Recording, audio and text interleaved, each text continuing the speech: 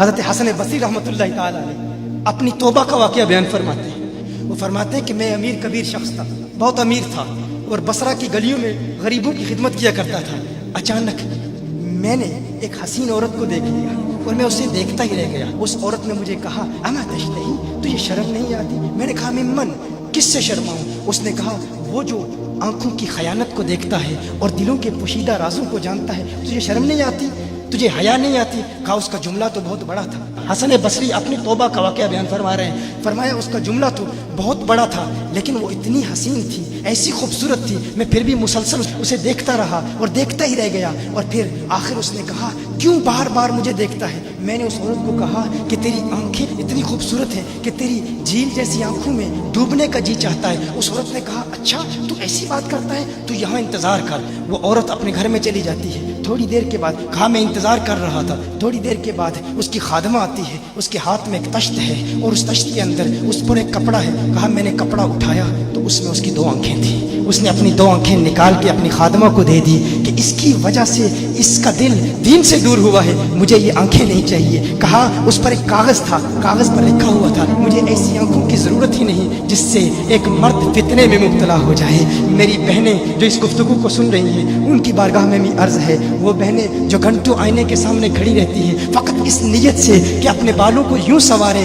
کہ مردوں کو فتنوں میں مبتلا کریں، یا کسی دکان میں جا کر کپڑے خریدتے وقت ان کے ذہن میں فقط یہی خیال ہوتا ہے ایسے کپڑوں کا انتخاب کریں گی کہ جن سے مردوں کو فتنے میں مبتلا کریں گے۔ یہ بھی امت کی بیٹی ہے جس کی ایک ادا سے ایک شخص ولی کامل بن گیا، حسن بصری بن گیا۔ حسن بصری فرماتے ہیں جب اس کی آنکھیں دیکھی میں تحکم کھو بیٹھا، میں زار و قطار رو رہا تھا۔ روتے ہوئے میں گھر چلا گیا، پوری رات میں روتا رہا، پوری رات توبہ کرتا رہا، استغفار کرتا رہا۔ حسن بصری فرماتے ہیں فجر کی اذان سنی، اچانک خیال آیا اس عورت کا شکریہ تو ادا کروں کہ جس نے اپنی آنکھیں میرے لیے، میرے دین کے لیے، میرے ایمان کے لیے اور توبہ پر استقامت کی خاطر قربان کر دی۔ کہا میں اس کے گھر گیا، جو ہی اس کے گھر پہنچا تو ادھر اس کا جنازہ نکل رہا تھا، اس کی موت واقع ہو چکی تھی۔ کہا میں رات گھر آیا، میں رات سو گیا، میری آنکھ بند ہوئی، میں نے اس عورت کو خواب میں دیکھا۔ میں نے کہا کوئی نصیحت کر۔ اس عورت نے کہا کہ جب تنہائی میں ہو اللہ کا ذکر کرتے رہو، اور جب صبح کرو تو استغفار کرو، شام کے وقت استغفار پڑھو۔ کہا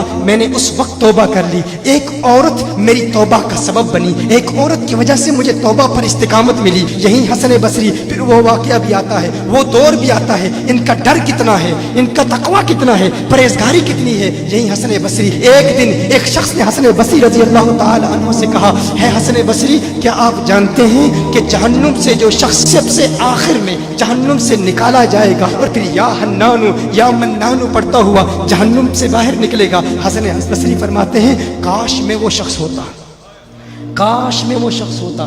کہا گیا کہ جو جہنم سے سب سے آخر میں نکلے گا، ہزاروں سال جہنم میں رہے گا، یا حنانو یا منانو بڑھتا ہوا جہنم سے باہر نکلے گا۔ کہا کاش میں شخص ہوتا۔ انہوں نے کہا حضرت آپ کیا فرما رہے ہیں کہ آپ جہنم میں جانا چاہتے ہیں؟ آپ تو بزرگ ہیں، اللہ کے ولی ہیں۔ کہا تم میری بات نہیں سمجھے، وہ جو جہنم سے نکالا جائے گا کم از کم نکلنے کی ضمانت تو ہے، اس سے یہ تو پتہ چل رہا ہے کہ ایمان پر موت واقع ہوگی، مجھے اپنے ایمان کی ضمانت نہیں ہے۔ میں نے اس لیے کہا کہ اگر مجھے یہ ضمانت بھی مل جائے کہ میں وہ ہوں تو وہ بھی مجھے قبول ہے، کم از کم ایمان تو سلامت لے کے جاؤں۔ میں کہتا ہوں اللہ فرماتا ہے خوف نہیں ہے، ڈر نہیں ہے، پھر فرماتا ہے یہ ڈرتے بھی ہیں، یہ ڈرتے بھی ہیں، لیکن ان کے ڈر اور ہمارے ڈر میں فرق کیا ہے؟